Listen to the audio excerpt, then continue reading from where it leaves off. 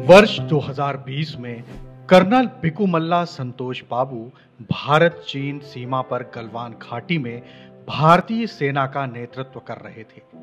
वहां के बिंदु P16 पर भारत ने पुल का निर्माण किया था। यहां से आगे बढ़ते हुए देरबुक, शयाक और दौलत बेग ओल्डी मार्ग पर 255 किलोमीटर की सड़क भारत ने बना ली थी। चीन की आंखों में भारत का यह संसाधन विकास चुभ रहा था। 15 जून की शाम जब भारतीय सेना को पता चला कि गलवान घाटी में चीन ने पोस्ट छोड़ने के बजाय वहां तंबू खड़े कर लिए हैं, तो भारतीय सेना के वीर जवानों ने उसे उखाड़ फेंका। इससे गुस्साए चीनी सैनिकों ने भारतीय सैनिकों पर हमला कर दिया। इसकी सूचना मिलते ही कर्नल बी संतोष बाबू 30 सैनिकों को लेकर वहां के लिए रवाना हो गए थे।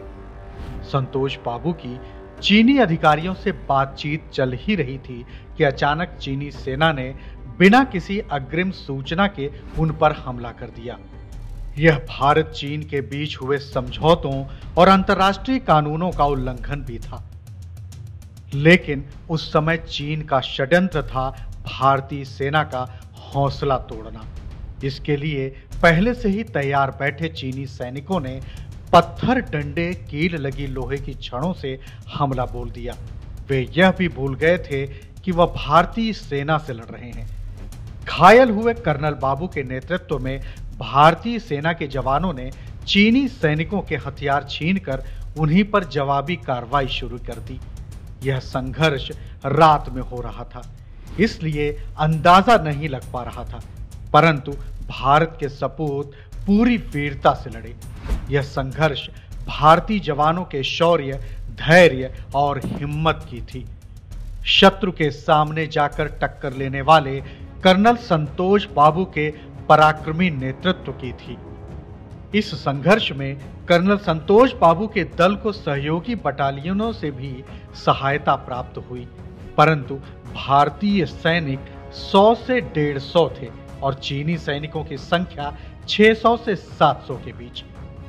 16 जून की सुबह होने तक भारतीय सेना ने 70 चीनी सैनिकों को मार गिराया था।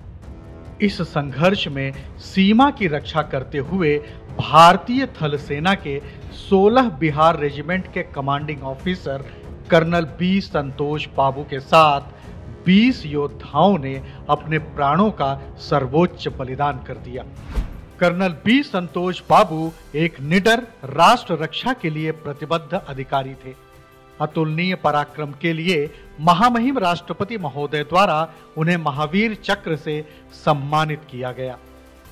कर्नल बी संतोष बाबू ने जिस अदम्य साहस, अद्भुत शौर्य और राष्ट्र निष्ठा का प्रदर्शन उन क्षणों में किया, वह सदियों तक वीर गाथा के रूप में भारत भूमि को गुंजित करता रहेगा।